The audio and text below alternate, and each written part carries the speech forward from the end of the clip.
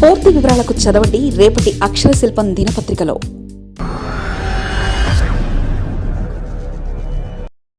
అనకాపల్లి జిల్లా వైసీపీలో ఎవరికి వారే దిశానిర్దేశం లేక కుదేలవుతున్న పార్టీ, నాయకత్వ లోపంతో పట్టు తప్పుతున్న పగ్గాలు, ఆర్భాటాలు పెద్దరాలకే మాజీలు పరిమితం. యలమంచిలి చోడవరంలో ఇంకా గందరగోళం, మాడుగుల నియోజకవర్గంలో తగ్గుతున్న పట్టు. ఉమ్మడి విశాఖ జిల్లా రాజకీయాల్లో కీలకమైన అనకాపల్లి జిల్లాలో వైఎస్ఆర్ కాంగ్రెస్ పార్టీ పరిస్థితి ప్రస్తుతం అగమ్యగోచరంగా తయారైంది. ఎన్నికల అనంతరం పార్టీని గాడిలో పెట్టాల్సిన మాజీ మంత్రులు, మాజీ ఎమ్మెల్యేలు తా పంతాను మార్చుకోకపోవడంతో క్షేత్రస్థాయిలో పార్టీ ప్రతిష్టంగా దారుణంగా పడిపోతుంది. జిల్లాలో కేడర్ను నడిపించే సమర్థవంతమైన నాయకత్వం కరువవ్వడం, ఉన్న నేతలు గ్రూప్ రాజకీయాలకే ప్రాధాన్యత ఇవ్వడంతో కార్యకర్తలు దిక్కుతోచిన స్థితిలో కొట్టుమిట్టాడుతున్నారు. అధిష్టానం తీసుకుంటున్న కొన్ని అనాలోచిత నిర్ణయాలు కూడా పార్టీకి గుదిబండలా మారుతున్నాయని రాజకీయ వర్గాల్లో చర్చ నడుస్తుంది. వైసీపీ అధికారంలో ఉన్న సమయంలో విశాఖ రాజకీయాల్లో చక్రం తిప్పిన మాజీ మంత్రి గుడివాడ అమర్నాథ్ పార్టీ కేడర్ను పట్టించుకోకపోవడంతో జిల్లాలో ఆయన పట్టు సడలింది. నియోజకవర్గ ప్రజలను పక్కన పెడితే పార్టీ నేతలు, కార్యకర్తల నుంచి ఆయన తీవ్ర వ్యతిరేకతను మూడగట్టుకుంటున్నారు. దీంతో 2024 ఎన్నికలకు ఆయనకు చివరి నిమిషం వరకు టికెట్ ఇవ్వలేని పరిస్థితి నెలకొంది. ఎక్కడి నుంచి పోటీ చేసినా ఓటమి తప్పదని పార్టీ అంతర్గత సర్వే ఫలితాలు తేల్చేశాయి. అయినప్పటికీ చివరి నిమిషంలో గాజువాక టికెట్ ఇచ్చినప్పటికీ భారీ తేడాతో ఓటమి పాలయ్యారు. అనంతరం కూడా ఆయనకు విశాఖ జిల్లా అధ్యక్షుడిగా అధినేత అవకాశం కల్పించారు. ఇప్పటికే ఆయనపై తీవ్ర వ్యతిరేకత ఉండడంతో నేతలు, కార్పొరేటర్లు ఆయనకు దూరంగా ఉంటూ వచ్చారు. ఈ క్రమంలో మేయర్ సీటు చేజారిపోయింది. దీంతో గుడివాడ జిల్లా నుంచి తప్పించి చోడవరం సమన్వయకర్తగా నియమించారు. మాజీ మంత్రిగా చేసిన గుడివాడను కేవలం ఒక నియోజకవర్గానికే పరిమితం చేయడంతో ఆయన కొంత అలిగారు. దీంతో అధిష్టానం ఆయనకు అనకాపల్లి జిల్లా అధ్యక్ష పదవిని కట్టబెట్టింది. అయితే ఆయన బాధ్యతలు చేపట్టిన నుంచి జిల్లాలో పార్టీ కార్యక్రమాలు ఆశించిన స్థాయిలో జరగడం లేదనే విమర్శలు వెల్లువెత్తుతున్నాయి. కేవలం తన మాటే వినేవారికి, డప్పు కొట్టేవారికే ప్రాధాన్యత ఇస్తుండడంతో నియోజకవర్గాల్లో పార్టీ పరిస్థితి నానాటికి దిగజారిపోతుందన్న వార్తలు గుప్పమంటున్నాయి.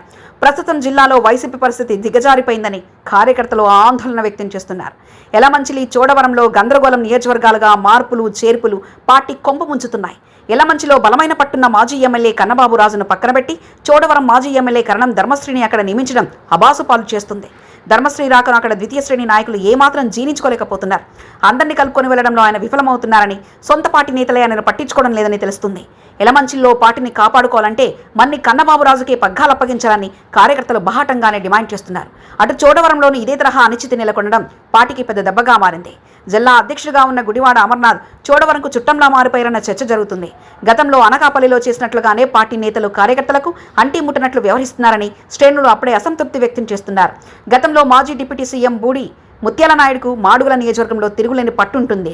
అయితే గత ఎన్నికల్లో ఆయనను ఎంపీ అభ్యర్థిగా పంపడం, ప్రస్తుతం అక్కడ ఆయన కుమార్తె పార్టీ వ్యవహారాలు చూస్తుండటంతో సమీకరణాలు మారిపోయాయి. ఆమె నాయకత్వంపై నియోజకవర్గంలో తీవ్ర వ్యతిరేకత వ్యక్తమవుతున్నట్లు పార్టీలోని అంతర్గత చర్చ సాగుతుంది.